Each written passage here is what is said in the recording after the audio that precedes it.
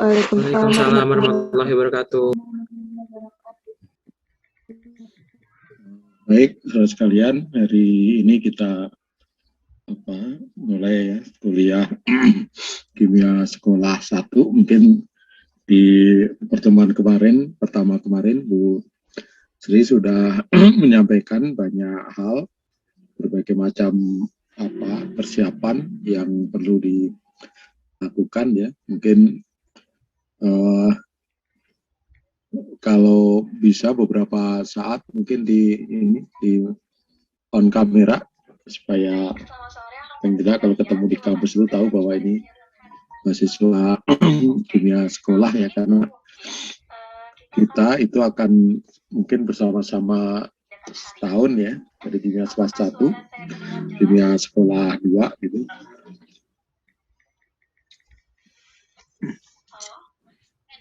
Mudah-mudahan nanti kita bisa banyak berdiskusi, terutama terkait dengan maunya sih bagaimana konten kimia itu kemudian diajarkan ya. Harapannya sih Anda sudah memahami konten kimia itu dari mungkin sudah dapat mata kuliah kimia dasar ya, mungkin sebagian kimia fisik gitu, kimia analitik gitu. Nah nanti semester berikutnya Anda akan dapat mata kuliah matematika yang lain, tetapi mungkin paling tidak dasarnya ya di kimia dasar ya, itu Anda bisa gunakan untuk memahami konten-konten di kimia sekolah. Nah, bedanya kalau kimia sekolah itu kan kita orientasinya kepada konten-konten kimia yang dikehendaki di kurikulum gitu ya. Dikehendaki di kurikulum, kemudian bagaimana cara mengajarkannya gitu. Nah, terkait dengan pembelajaran di sekarang ini memang cukup banyak perubahannya ya, cukup banyak perubahannya dengan Mas Menteri ini ya. Jadi ada namanya sekolah penggerak ya, isu-isunya gitu, terus ada kurikulum yang diberlakukan, itu juga ada beberapa hal dan ini harus diikuti ya, karena kita atau Anda itu akan menjadi guru ya, sekarang calon guru, itu harus mengikuti perkembangan yang ada. Perkembangan itu terutama peraturan perundangan yang berlaku ya. Nah, peraturan perundangan yang terkait itu di level undang-undang itu kan ada namanya Undang-Undang Sisdiknas ya. Undang-Undang Sisdiknas yang tahun 2003 atau 2004 ya, nomor 20 itu. Nah, itu mengatur seluruh sistem pendidikan secara nasional seperti apa. Anda harus baca itu. Kemudian yang kedua ada Undang-Undang Guru dan Dosen gitu. Nanti Anda harus baca Undang-Undang Guru seperti apa gitu. Ya, di mana di sana ada namanya kualifikasi ya pendidikan, ada namanya kompetensi ya, ada kompetensi pedagogik ya, ada kompetensi profesional, ada kompetensi kepribadian, kompetensi sosial ya, itu menjadi satu kesatuan gitu.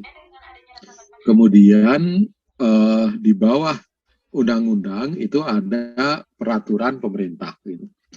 Nah, peraturan pemerintah yang menjadi acuan itu adalah peraturan pemerintah terkait dengan standar nasional pendidikan. Nah, peraturan pemerintah terkait standar nasional pendidikan ini sudah berubah berkali-kali. Ada perbaikan-perbaikan. Yang kita pakai adalah yang nomor 57 ya, tahun 2021, yang kemudian diperbaiki menjadi nomor 4 kalau nggak salah, tahun 2022. Jadi ada beberapa pasal yang diperbaiki. Ya, kalau Anda punya yang PP nomor 19 tahun 2005 itu sudah tidak dipakai lagi ya. Jadi terkait dengan sistem terkait dengan standar nasional pendidikan itu ada 2 PP ya. Ini supaya Anda nanti bisa mengkajinya.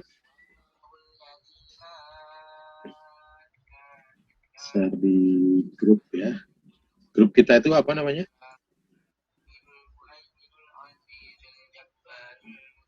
grup kita itu namanya apa? Grup WA. Kimia sekolah 1 Pak Wiji, Pak. Oh, kimia sekolah 1 Pak Wiji. Oke. Ini saya carikan dulu.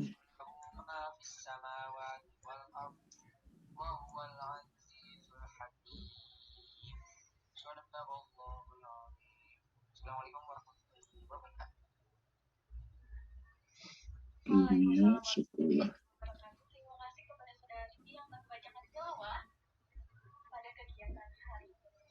Dilanjutkan biar semakin semangat dan hari ini sangat luar biasa ya. Kita akan mendengarkan motivasi yang akan diberikan oleh Teh Awal. Teh Awal, silakan. Terima kasih. Itu sudah saya kirim 2 Permendiknas. Sekarang itu Permendikbud Ristek Dikti gitu, namanya itu. Nah, itu 2 standar kompetensi lulusan dan standar isi. Kemudian ada standar proses ya. Standar proses itu berarti kan proses pembelajarannya. Itu standar proses itu belum ada revisi, berarti menggunakan yang lama ya. Menggunakan yang lama. Kemudian ada standar evaluasi ya. Standar evaluasi berarti menggunakan yang lama. Nah, jadi ini peraturan perundangan yang perlu dikaji, dan ini mungkin nanti Anda buat ya, dan nanti kita coba lihat secara detail itu di pertemuan minggu depan ya, di pertemuan minggu depan. Ya, jadi ini ada 20 orang kan ya, 20 orang.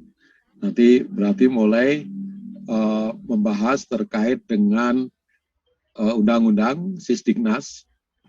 Undang-undang Sisdiknas mungkin bisa semuanya, dan itu Anda jadikan dalam 1 slide saja. Ya, Anda jadikan dalam 1 slide. Mungkin dulu coba saya tunjukkan gitu supaya Anda membuatnya bisa enak. Baik, terima kasih kepada Awal motivasi luar biasa ya. Kita harus menerima dan juga kalau bisa memperbaiki ya masalah itu. Nah, untuk itu ngomong-ngomong soal memperbaiki, wah sekarang udah tembus ke 81 orang. Nah, untuk itu aku buat rekan-rekan sekalian buat berpartisipasi aktif ya pada kegiatan hari ini. Jadi kalau ada yang bisa on cam ataupun nanti dalam kesempatan untuk tanya jawab ataupun ingin ada yang ditanyakan, ditambahkan atau apapun itu, dihimbau untuk berpartisipasi aktif karena SOP ini sebenarnya kalau untuk angkatan BEM yang sudah dilantik kemarin mungkin akan dilaksanakan pada tahun ini, makanya tentunya harus tahu betul apa sebenarnya yang akan dilaksanakan oleh anggota BEM tersendiri gitu ya, selain nanti akan ada sosialisasi. Nah, untuk itu pada kegiatan hari ini akan ada beberapa aturannya gitu ya. Sudah terlihatkah? Sudah terlihat saya Sudah, Pak. Nah, baik. Jadi ini adalah bagan ya, Undang-Undang Nomor 20 Tahun 2003 tentang Sisdiknas. Ya, jadi satu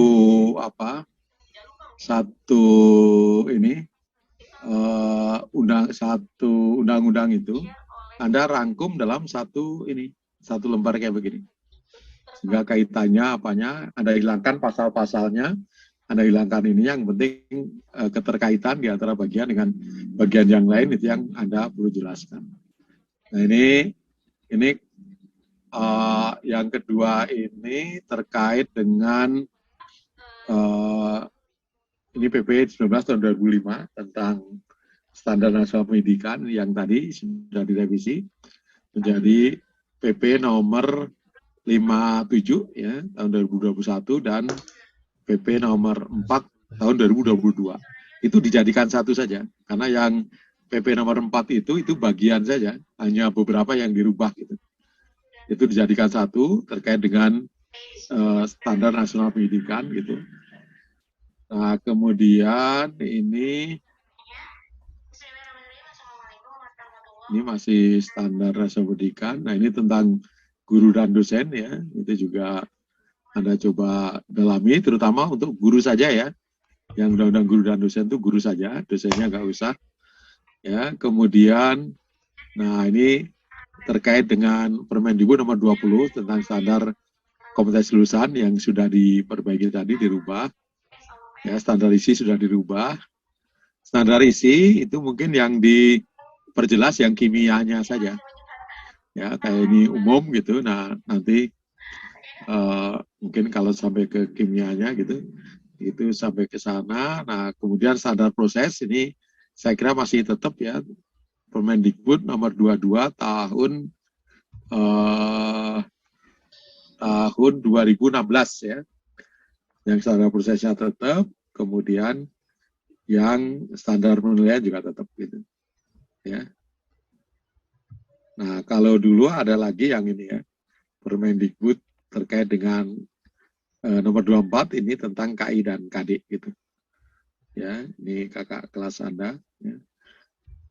Nah, ini kalau yang untuk tahun sekarang mungkin Anda mau baca semuanya silahkan, tetapi nanti untuk menjelaskannya kita bagi-bagi saja, ya, sehingga Anda bertanggung jawab agar supaya teman Anda paham ya terhadap penjelasan yang Anda lakukan, gitu ya.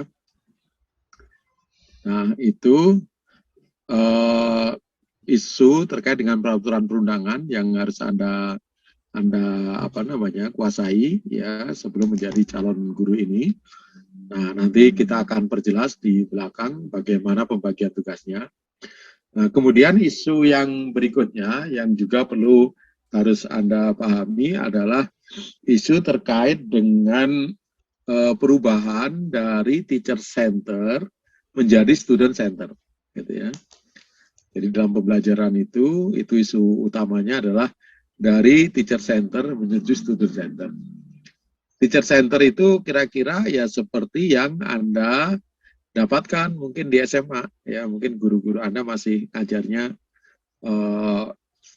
artinya guru datang itu menjelaskan gitu ya, menjelaskan itu biasanya dimulai dari misalnya larutan penyangga, ya larutan penyangga definisinya apa gitu. Nah setelah definisi mungkin contoh gitu ya. Contoh larutan penyangga seperti apa. Setelah contoh mungkin perhitungan pH-nya. Kemudian dikasih contoh soal. Anda suruh mendengarkan, paling juga suruh mengerjakan LKS ya. Atau mungkin hanya sekedar suruh bertanya gitu kalau nggak tahu gitu. Nah, itu namanya teacher center gitu. Yang model begitu itu namanya teacher center gitu. Nah, ini harus dirubah menjadi student center. Jadi kalau student center itu dimulai dari mana? Ya, pertama pasti dimulai dari tujuan. Ya, karena tujuan itu kan arah ya. Tujuannya apa? Pembelajaran pada hari ini. Setelah tujuan, itu kemudian Anda kemukakan fenomena-fenomena. Artinya Anda fasilitasi ya siswa itu dari fenomena menuju ke konsep yang akan ya, jadi kalau ngajar larutan penyangga, definisi larutan penyangga itu kesimpulan yang diungkapkan siswa. Gitu. Oh jadi larutan penyangga itu begini ya. Gitu. Kenapa? Karena diawali dari fenomena. Gitu. Jadi pertama misalnya coba kalau ibu punya HCl misalnya gitu. Nah HCl ini atau mungkin bukan HCl ya, yang ini aja CH3CONH, CH3COH gitu. Nah CH3COH itu pH-nya berapa? Diukur gitu. Ya, diukur pH-nya entah menggunakan pH meter atau menggunakan pH ini indikator gitu, indikator yang lain gitu. Nah, kemudian ketahuan berarti pH-nya sekian. Oke, sekarang saya punya misalnya larutan CH3CONA gitu ya. Nah, diukur pH-nya berapa? Ya, terus yang ketiga saya punya campuran antara CH3COH dengan CH3CONA gitu.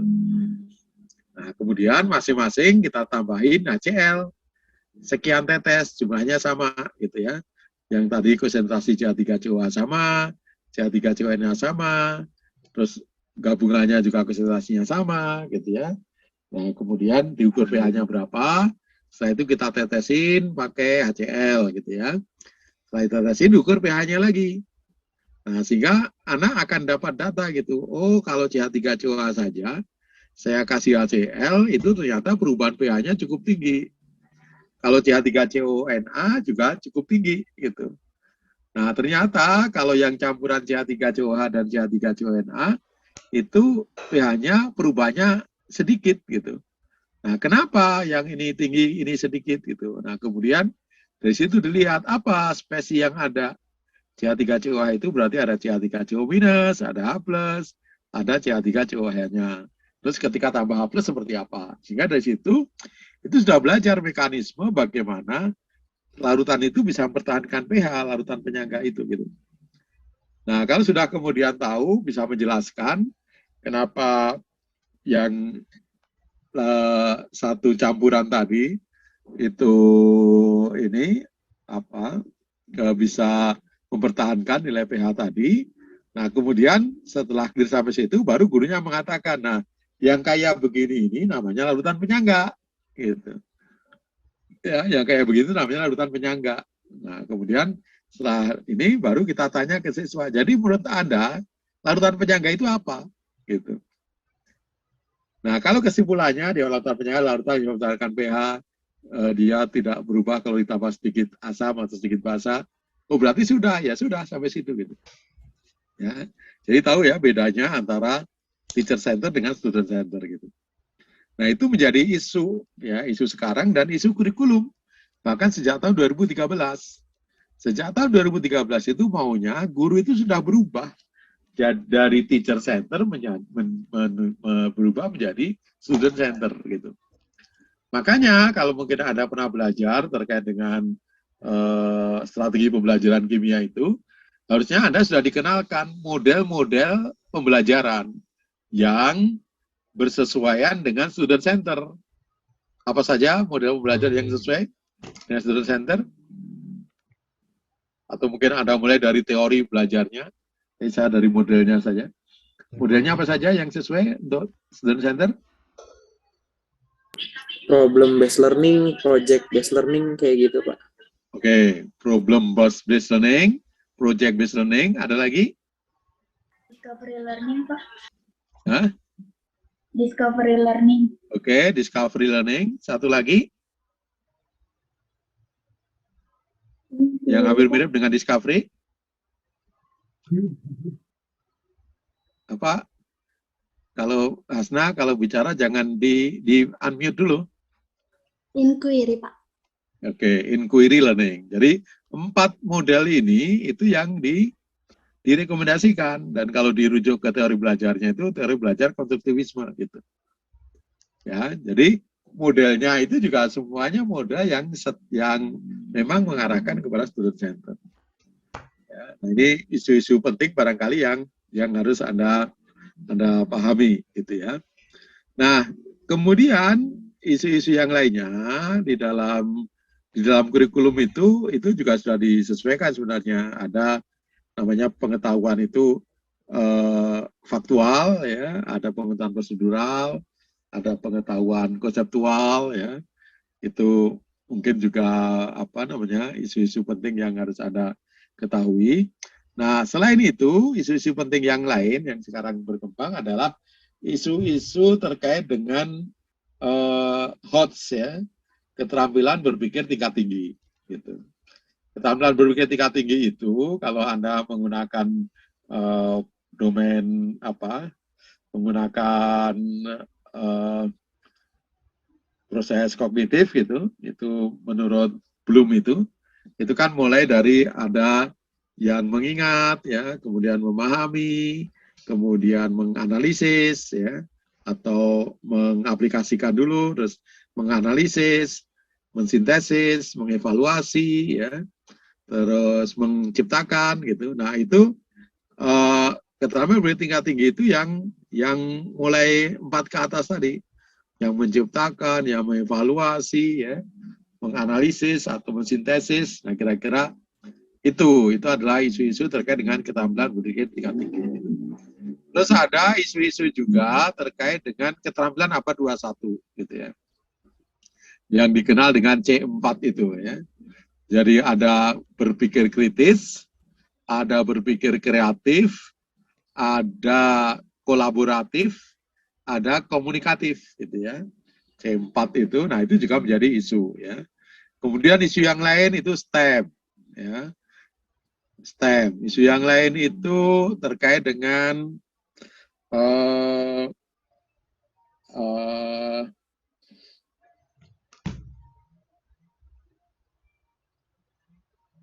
TPACK ya. Technological, pedagogik, hanya itu N ya, TPAC, C-nya itu konten, K-nya itu knowledge gitu. Jadi ketika Anda mengajar itu harus mengintegrasikan antara pengetahuan konten, pengetahuan kimianya, kemudian pengetahuan pedagoginya gitu, dan pengetahuan kurikulumnya gitu ya. Dan pengetahuan teknologinya ya, maaf. Pengetahuan teknologinya itu juga menjadi isu-isu pendidikan sekarang gitu. Nah, berbagai macam isu-isu ini itu nanti kita ramu ya ketika Anda menyajikan ya konten-konten kimia ini itu ke sekolah gitu. Dan tentunya konten-konten kimia ini itu ketika disajikan ya harus kontennya benar itu, kemudian yang kedua sesuai dengan tuntutan kurikulum gitu ya. Sesuai dengan tuntutan kurikulum. Konten yang benar ya, konten benar itu jangan Anda cari dari buku kimia SMA karena di sana sudah terbukti banyak penelitian mengatakan buku kimia SMA itu banyak salah konsepnya, banyak hubungan antar konsepnya itu nggak jelas gitu. Maka untuk konten kimianya Anda gunakan buku-buku general chemistry gitu. Ya, mungkin di waktu kimia dasar Anda pakai apa general chemistry-nya? Waktu kimia dasar Anda pakai buku apa? Witten. Pakai buku Witten ya. Mungkin ada buku Witten itu kimia dasar kan satu buku saja. Nah, kimia sekolah itu paling tidak 3 sampai 5 buku gitu. Ya, ada Witten, ada Brown, ada Raymond Chang, ada Petrucci, ada Silberberg, ada Zumdahl, ada banyak general chemistry itu. Gitu. Dan rata-rata buku-buku general chemistry itu bisa Anda download. Anda cari aja di Skyhub, ya, SCI Hub itu Anda bisa banyak download di situ. Atau mungkin di aplikasi-aplikasi yang lain untuk download buku-buku itu. Gitu. Ya, kalau nggak ada ya nanti saya bisa berikan lah buku-buku itu kalau belum punya gitu ya. Nah, itu terkait dengan kontennya. Nah, terkait dengan kurikulum, ini juga isunya kurikulum itu cukup menarik nih tahun 2022 sampai 2024 itu. Jadi pemerintah itu memberikan alternatif. Kurikulum yang paling lengkap itu namanya kurikulum 2013. Itu yang paling lengkap gitu. Terus ada juga kurikulum 2013 darurat. Jadi kurikulum 2013 yang sudah dikurangi ya karena pandemi kemarin gitu. Nah, kemudian ada juga namanya kurikulum prototipe. Nah, kurikulum prototipe itu barusan minggu yang lalu itu disahkan menjadi namanya kurikulum merdeka gitu. Ya, dan ini mungkin apa isi kimia di dalam 3 kurikulum itu juga perlu diungkap gitu ya. Walaupun nanti kita menggunakan dasarnya untuk ininya adalah kurikulum 13 karena yang paling lengkap gitu ya. Kalau yang paling lengkap bisa, yang berkurangnya kan pasti bisa. Gitu. Nah, itu apa isu-isu yang harus kemudian kita perhatikan ya di dalam kimia sekolah ini karena kita ingin ya kita betul-betul tahu ya tidak hanya sekedar bagaimana guru itu memfasilitasi siswa untuk belajar, tetapi berbagai hal yang kemudian ini terkait ya itu bisa dipelajari gitu. Oke, nah sampai di sini dulu sebelum saya bagi ya tugas-tugasnya untuk Anda bisa presentasikan minggu depan ya. Jadi kimia sekolah itu nanti isinya ya apa namanya? Isinya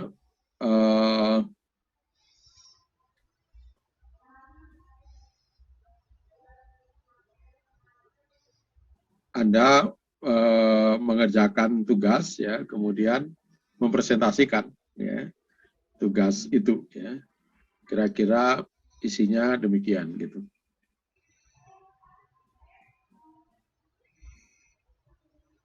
Terus mungkin sebelum pembagian tugas untuk minggu depan, kalau ada hal yang mau ditanyakan dari yang saya sampaikan tadi atau didiskusikan, silakan.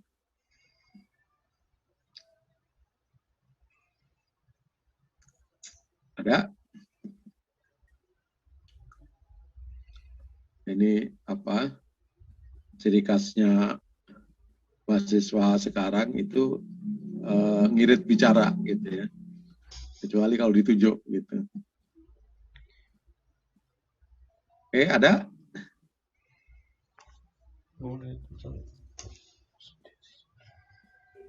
Saya pernah belum ada ya. Saya pernah ini agak menarik dan sangat beda ya, pernah berkunjung ke kelas kalau di sini mungkin setaranya dengan SMA lah gitu. Setaranya dengan SMA di Australia ya. Di salah satu kota di Perth gitu. Itu guru itu ngajar itu sepertinya enak gitu. Karena tidak pernah ada guru ngajar sampai bisa lebih 15 menit gurunya siswanya itu mau mendengarkan itu nggak ada.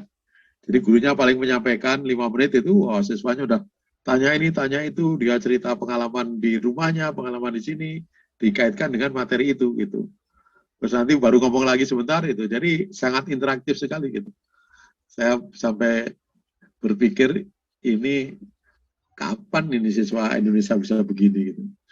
Artinya materi yang disampaikan itu dia interaksikan dengan apa yang ada dalam pikirannya, kemudian dia bandingkan dengan fenomena yang ada dia temui dalam kehidupannya, kesehariannya, itu sehingga betul-betul sangat dinamis gitu ya. Dan ini saya kira sangat bagus sekali gitu.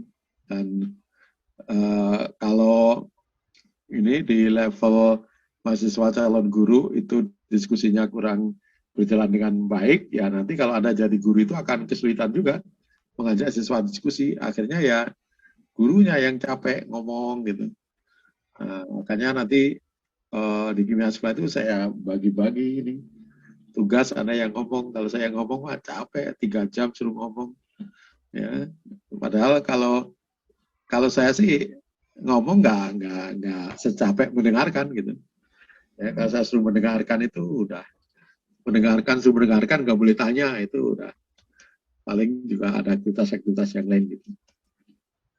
Baik, kalau tidak ada berarti langsung saya bagi saja apa yang perlu Anda kerjakan ya. Nanti kita bagi apakah per kelompok atau seperti apa ya. Yang pertama ya itu ada yang menjelaskan terkait dengan Undang-Undang Sisdiknas. Ya, ini dalam 1 lembar saja, tidak boleh lebih dari 1 lembar. Ada buat bagannya, ada buat saling hubungannya. Kemudian yang kedua, ya, ada yang menjelaskan Undang-Undang Guru dan Dosen, tetapi diambil gurunya saja. Ya. 2. Kemudian yang ketiga,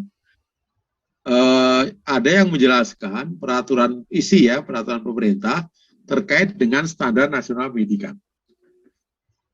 Ya, standar nasional pendidikan itu yang ketiga berarti ya. Nah, kemudian yang keempat ada yang menjelaskan Permendikbud terkait dengan standar kompetensi lulusan yang baru ya, yang tadi saya share. Ya, itu juga jadikan 1 bagan saja, 1 halaman. Kemudian nomor berapa tadi? Sekarang 5, Pak. Sekarang 5 ya. Nomor 5 itu terkait dengan standar isi, berarti yang baru. Ya. Standar isi, berarti yang baru, yang tahun 2022. Terus yang 6, ya, yang ke-6 itu terkait dengan standar proses. Standar proses berarti yang tahun 2016, ya. Permendikbud nomor 23 Pak 22 gitu, tahun 2016. Kemudian nomor berapa tadi? 6, sekarang 7 ya? Sekarang nomor 7. 7 itu terkait dengan standar evaluasi. Ya, standar evaluasi. Kemudian yang 8, ya, 8 itu terkait dengan kurikulum 2013. Ya, kurikulum 2013. Kurikulum 2013 ini itu ada revisi-revisinya. Sampai terakhir itu kalau nggak salah revisi tahun 2018. Berarti Anda ambil yang revisi yang terakhir. Ya, kalau nggak salah revisi tahun 2018. Terus yang nomor 9 itu terkait dengan kurikulum. Ya, kurikulum ini berarti yang kaitannya dengan kimia ya. Kurikulum K13 darurat. Ya, K13 darurat. Itu terkait dengan kimia, itu mulai yang umum, kemudian masuk ke kimia, itu apa isinya. Kemudian yang ke-10, itu terkait dengan kurikulum prototipe atau kurikulum merdeka. Ya, itu yang terkait dengan kimia, isinya apa. Gitu.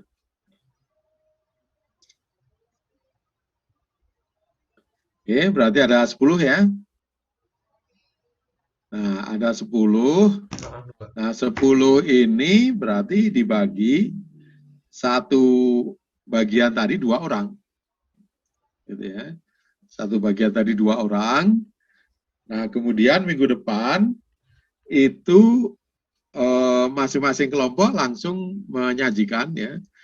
Dan setiap bagian tadi buat dalam satu bagan ya, satu bagan. Jadi kayak tadi sudah saya tunjukkan, ini saya tunjukkan lagi supaya Anda ini ingat ya.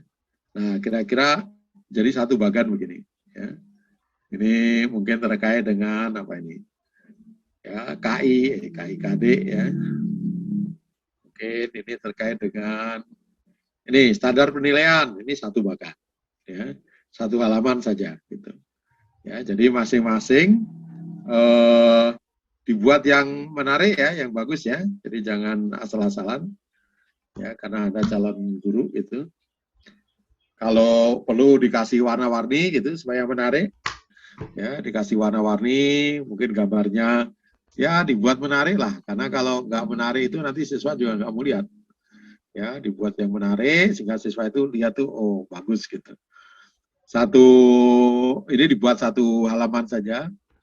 Kemudian dikerjakan masing-masing 2 orang. Nah, minggu depan nanti Anda presentasi mulai dari Undang-Undang Sisdiknas ya.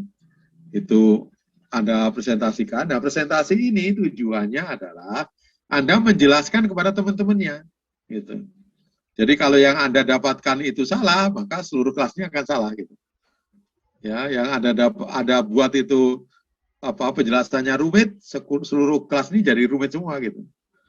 Ya, makanya nanti Anda buat semudah mungkin, semenarik mungkin, ya, sehingga kemudian teman-teman Anda itu bisa memahami peraturan perundangan tadi itu dengan baik gitu ya. Nanti kalau ini udah clear, nanti baru kita pindah ke isu-isu berikutnya ya. Yang tadi ya terkait dengan proses kognitif ya, dimensi proses kognitif, dimensi pengetahuan tadi nanti kita akan bahas ya. Dan seterusnya gitu. Nah, oke, saya kira itu untuk kelompok ya, itu ini siapa koordinatornya? Lupa lagi. Ya. Saya, Pak. Naura ya, Naura itu silakan nanti dibagi saja. Ya, terserah mau berdasarkan apa gitu. Ya, yang penting bisa memberikan penjelasan nanti dengan baik ya. Satu tugas tadi 2 orang, gitu ya. Satu tugas tadi 2 orang. Baik, sampai di sini ada pertanyaan terkait dengan tugas-tugas tadi?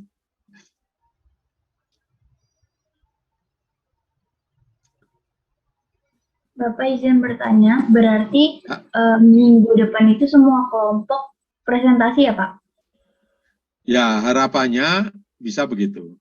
Tapi kalau waktunya nggak cukup, ya kita mengalir saja. Maksudnya mengalir itu, besok ternyata sampai 7 kelompok, ya 3 kelompoknya minggu depannya. Ya. Nanti setelah 3 kelompok selesai, ya kita ngalir saja ke bagian-bagian berikutnya gitu. Ya, dan prosesnya, ya semua di kimia sekolah itu, prinsipnya adalah tidak ada yang diberikan. Semuanya Anda mulai dari Anda bekerja dulu, ya, kemudian setelah bekerja kita diskusikan, saya kasih komentar, perbaiki, ya, perbaiki, terus Anda bekerja lagi, kira-kira begitu. Ya, nah oleh karena itu kimia sekolah yang dengan saya ini itu nanti tidak ada UTS, tidak ada UAS. Ya. Nah, kapan dinilainya? Ya setiap Anda tampil. Ya, setiap hari itu ujian. Ya, kadang-kadang kan ditanya, oh, Pak Wiji mah nggak pernah ujian di kimia sekolah. Ujiannya mas setiap hari. Ada presentasi itu dinilai. Ya, Anda bertanya, pertanyaan Anda itu dinilai gitu. Ya, sehingga saya punya catatan-catatan. Makanya kalau model daring begini, ya kan ada wajahnya, ada namanya. Saya tahu siapa yang berbicara, siapa yang ini kan saya tahu. Kalau luring, nah biasanya saya minta Anda buat absensi yang ada fotonya gitu. Ya, karena kan kalau tanya, kalau ini kan kadang-kadang nggak nyebut nama, tapi dengan lihat wajahnya, oh orang ini gitu. Ya, jadi dari pertanyaan Anda itu saya nilai gitu. Ya, pertanyaannya ini paham ya, atau pertanyaan ini kan pertanyaan itu macam-macam ya. Ya, kalau pertanyaannya misalnya kalau saya mau ke Jakarta dari Bandung naik apa? Itu mah pertanyaan mendasar gitu. Ya. Tapi kalau pertanyaannya dari Bandung ke Jakarta itu kan macam-macam ya. Bisa naik travel, bisa naik naik kereta ya, bisa naik bus, bisa naik ini gitu. Terus saya inginnya sampai di Jakarta itu sekian jam. Nah, kira-kira model angkutan mana yang paling pas? Nah, itu pertanyaannya lebih bagus gitu daripada hanya sekedar ke Jakarta naik apa ya? Nah, itu kan pertanyaan mendasar. Nah, jadi dari pertanyaan-pertanyaan yang Anda ungkapkan itu saya bisa tahu Anda sudah punya, ya sudah pernah baca, Anda betul-betul tulus ikhlas bertanya, artinya nggak tahu sama sekali gitu. Anda tahu setengah-setengah, Anda sudah tahu bagian ini, bagian yang belum Anda tahu, terus Anda misalnya yang Anda pahami kontradiksi dengan yang disampaikan, nah itu akan ketahuan. Dan itu ya nilainya pasti akan beda-beda. Ya. Jadi ujiannya setiap pertemuan, ya nilainya saya ambil dari situ. Ya. Makanya kalau Anda diberikan kesempatan presentasi, maka tampilkan sebaik-baiknya. Kalau Anda nggak giliran presentasi, ya Anda gunakan untuk interaksi, Anda gunakan untuk tanya jawab, Anda gunakan untuk membandingkan pemahaman yang Anda miliki dengan yang disampaikan oleh presenter, gitu ya. Nah, itu kemudian yang berikutnya waktu ya. Kemarin itu kalau nggak salah waktu itu kita sepakati hari apa ya, Naura? Hari Senin, Kan Pak. hari ini tuh hanya 13. pengganti doang. Hari? Hari Senin, Pak. Hari Senin ya, Senin jam 13. Jam 1 jam siang. 13 ya. Jadi minggu depan berarti hari Senin ya. Sekarang kan hari Rabu ya, berarti Anda mengerjakannya itu Senin, itu kita akan ketemu, karena kalau sore itu mungkin ya sudah sisa-sisa gitu ya. Kalau siang sih agak lumayan ya, kan Anda yang presentasi ya, sehingga mudah-mudahan sih walaupun jam 1 Anda nggak ngantuk gitu. Ya, dan kemudian jangan ragu-ragu ya untuk bertanya, untuk menyampaikan, namanya juga belajar. Salah itu biasa gitu ya. Ya, salah itu biasa. Kemudian yang penting selama proses ini nanti Anda berkembangnya itu sejauh mana gitu ya. Dan saya bisa ya insya Allah bisa memfasilitasi Anda mau sejauh apa gitu ya, karena dengan model perkuliahan semacam ini itu ilmu yang didapatkan ya sebanyak aktivitas atau keaktifan ya dari peserta ya. Kalau pesertanya aktif ya itu pasti akan dapat yang akan banyak yang Anda dapatkan. Kalau Anda pasif ya semakin sedikit gitu ya, karena untuk menyampaikan konten kimia di sekolah itu sangat banyak sekali variabelnya, variasinya ya, perlu pengalaman, perlu ini, perlu itu gitu ya, sehingga nanti Anda betul-betul bisa tampil ya menjadi guru kimia itu guru yang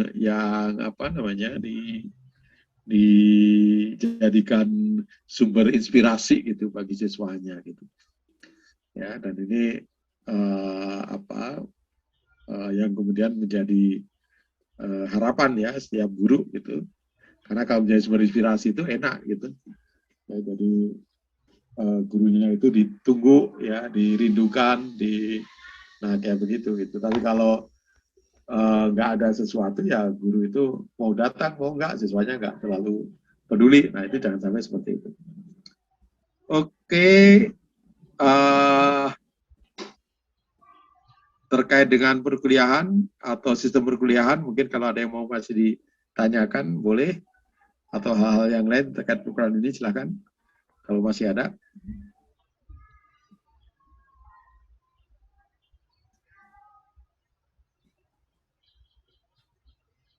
Oke, cukup. Ya, kalau cukup, nanti Naura silakan langsung dibagi ya. Mungkin saya akan live, silakan dibagi sehingga keluar dari Zoom ini sudah tahu kelompoknya gitu. Setelah itu waktu yang sisa langsung Anda gunakan, kan harusnya kita mulai jam 4 itu Anda selesainya berarti jam 18.30 ya. Kan 3 jam pelajaran kan, sehingga sampai 18.30. Mungkin sekarang jam terus saja 4.50 pembagian kelompok mungkin 10 menit gitu Anda lakukan. Jam 5 Anda masih punya waktu 1,5 jam untuk mengerjakan ya, sehingga tidak terganggu mata kuliah yang lain gitu ya. Jadi kalau sudah selesai ya jangan langsung Anda langsung kerjakan saja. Anda cari sumbernya terus Anda buat ya, sehingga nanti hari Senin itu betul-betul sudah siap ya. Baik, saya kira itu hari ini. Silakan berikutnya Naura pimpin untuk membuat kelompok ya. Saya izin meninggalkan karena kalau masih di sini itu nggak tahu itu mahasiswa itu kok jadi tidak nyaman gitu kalau ada dosennya gitu. Ya silakan saja gitu ya, supaya Anda lebih bisa membuat kelompok dengan tenang ya, tanpa tekanan ya. Saya izin live duluan ya, nanti insya Allah kita ketemu lagi hari Senin jam 13 ya, dengan Anda siap presentasi. Baik, saya kira demikian. Assalamualaikum warahmatullahi wabarakatuh. Waalaikumsalam. Terima kasih Bapak. Baik, sama-sama. Saya izin.